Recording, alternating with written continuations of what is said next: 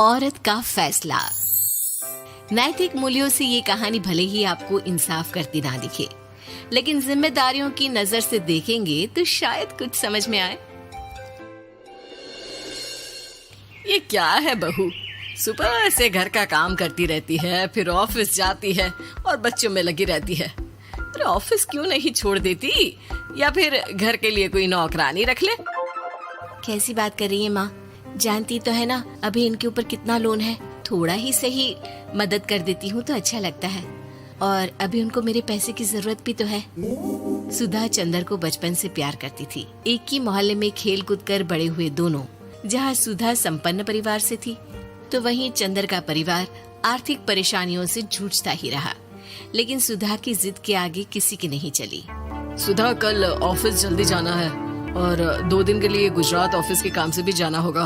अरे कैसी बात कर रहा है बेटा, बहू को अगले महीने बच्चा होने वाला है, इस वक्त तो उसके साथ रहे। अरे कोई बात नहीं ना माँ, उनको जरूरी काम होगा, वरना मेरा चंदर ऐसे वक्त में मुझे छोड़कर कभी नहीं जाता।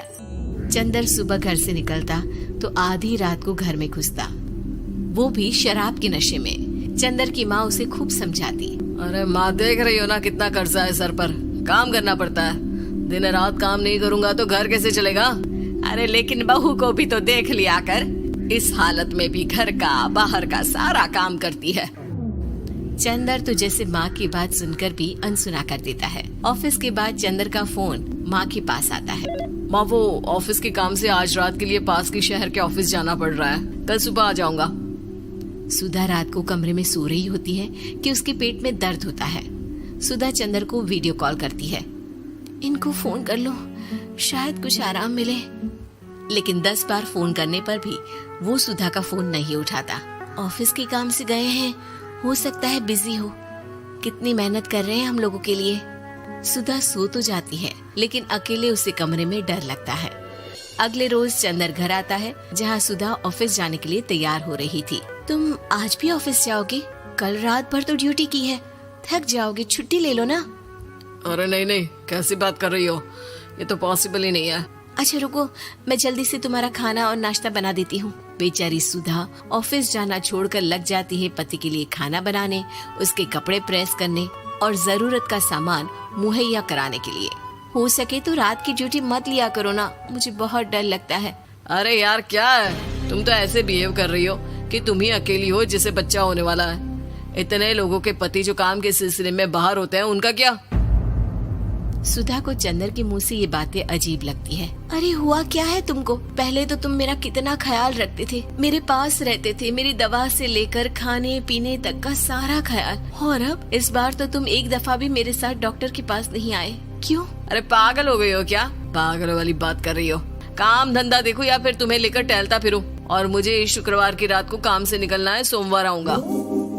सुधा को समझ में नहीं आता कि क्यों अचानक से चंदर को फील्ड का काम मिल गया है।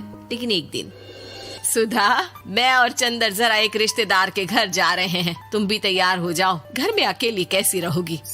अरे नहीं, इस हालत में इसे लेकर जाना ठीक नहीं है। अरे लेकिन मैं ऑफिस भी तो जाती हूँ, फिर घर में अकेले। चंदर उसकी कोई बात नहीं सुनता। वो सीधा कार निकाल कर माँ को लेकर चला जाता है।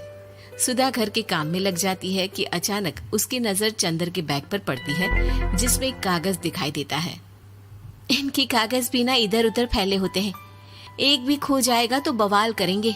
लेकिन जैसे ही सुधा वो कागज खोलकर देखती है तो वो सदमे में आ जाती है। दरअसल वो कागज नहीं, बल्कि चंदर और उसके ऑफिस में काम करने वाली लड़की चांदनी की गोवा की टिकट होती है। सुधा चंदर के बैग को खोलकर देखती है तो उसे होटल के बिल से लेकर महंगे गिफ्ट्स और दूसरे शहरों के टिकट मिलते हैं। सुधा को समझते देर नहीं लगती कि उसका पति किसी और लड़की के साथ है। चंदर के आने पर सुधा उससे बात करती है।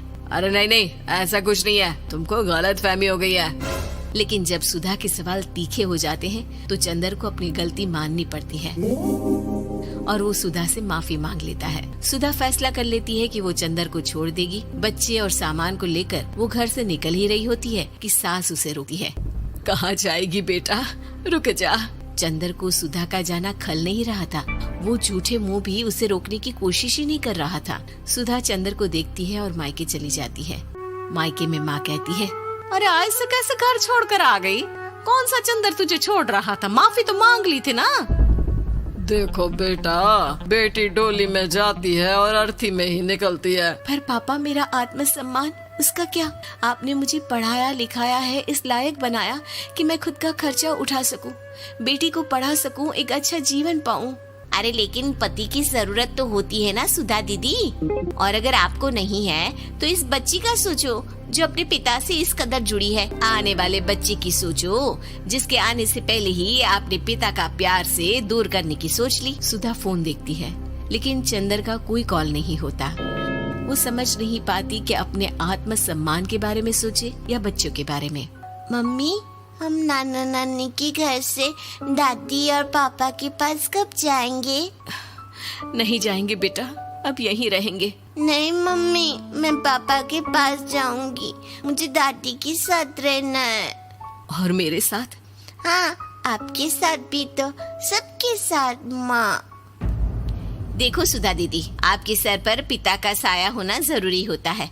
अपने घमंड के लिए पिता और बेटी को अलग मत करो। सुधा अब सामान उठाकर अपने ससुराल जाने लगती है, लेकिन मन में सवाल रह जाता है कि जिसे दुनिया घमंड समझ रही है वो उसका आत्मसम्मान था। चंदन ने माफी जरूर मांग ली, लेकिन कभी ये एहसास नहीं दिलाया कि वो सिर्फ उसी का है।